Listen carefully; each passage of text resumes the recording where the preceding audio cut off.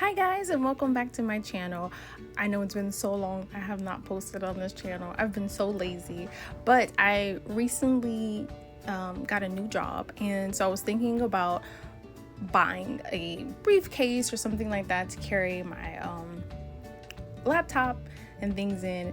And I was kind of in the search of kind of looking for a big like bag or something to hold it, and I found this Marc Jacobs work tote from Bloomingdale's, actually, because it's not on the Marc Jacobs website, and it's not doesn't have the big writing in the front.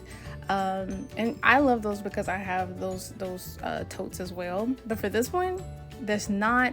It's super roomy, it has a lot of room in it. I would definitely recommend it.